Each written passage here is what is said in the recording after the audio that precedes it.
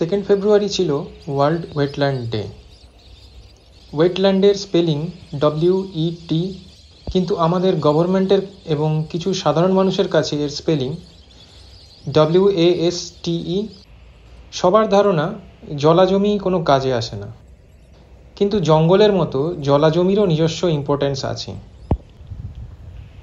জলাজমি তার নিজস্ব গাছপালা, পোকামাকড়, পাখি, জীবজন্তু নিয়ে এক কমপ্লিট ইকোসিস্টেম। এরকমই এক সাধারণ ওয়েটল্যান্ডে পাখি দেখতে গিয়ে দেখা পেলাম লেসার হুইসলিং ডাক বা পাতি সরালির। এরা এখানে রেসিডেন্ট বার্ড না, মাইগ্রেটারি বার্ড। শীতকালে উড়ে এসেছে এখানে, আবার শীতের শেষে ফেরত চলে যাবে। তবে এদের মধ্যেই ঘুরে বেড়াচ্ছে নিশ্চিন্তে local resident bird bronze winged jacana বা জলপিপি। অনায়াসে লম্বা লম্বা পা ফেলে ভেসে থাকা কচুরিপানার ওপরে খাবারের খোঁজ করছে।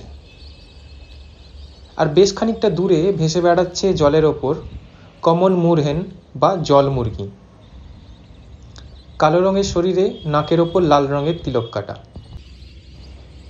একটু দূরে দেখা পেলাম শোলা গাছের মধ্যে মিশে দাঁড়িয়ে আছে পার্পেল হেরন বা লাল কাক। গায়ের রঙের সঙ্গে গাছের কাণ্ড ভালো ক্যামোফ্লেজ হয়েছে, চট করে বোঝা যাচ্ছে না। লম্বা স্ট্রাইপড গলা দেখে মনে হচ্ছে যেন শীতে মাফলার জড়িয়ে আছে।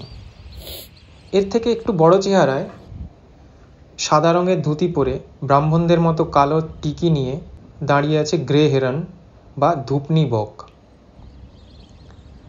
পাতি সরালিদের অত্যাচারে বিরক্ত হয়ে উড়েই যেতে হলো।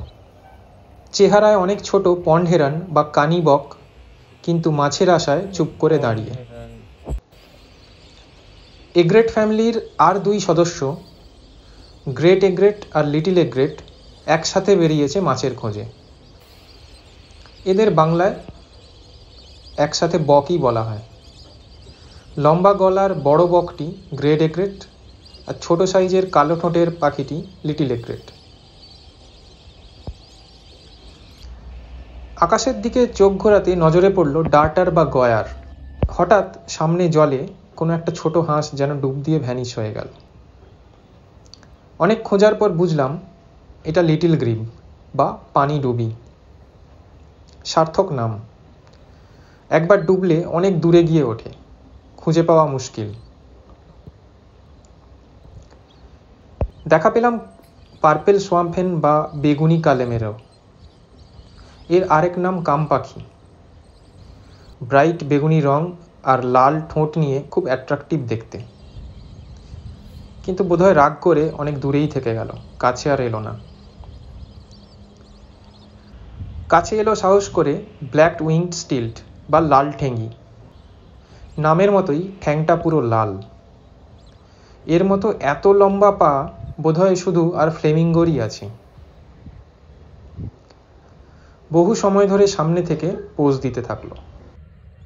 আপনারাই তবে ভেবে দেখুন, যেখানে আমরা ঘুরে বেড়ালাম এতক্ষণ, সেটা কোনো প্রোটেক্টেড সাইট বা কোনো খুব নামকরা ওয়েটল্যান্ড না, একদমই রাস্তার পাশের এক জলাজমি। এখানে যদি শুধু পাখিরই এত ভ্যারাইটি থাকতে পারে, তবে পুরো বায়োডাইভার্সিটি অ্যানালিসিস করলে আরও কত স্পিসিস পাওয়া যেত। তবে এখনও কি মনে হচ্ছে ওয়েটল্যান্ড অ্যাকচুয়ালি ওয়েস্টল্যান্ড না gem of a land? Decide করুন আপনারা।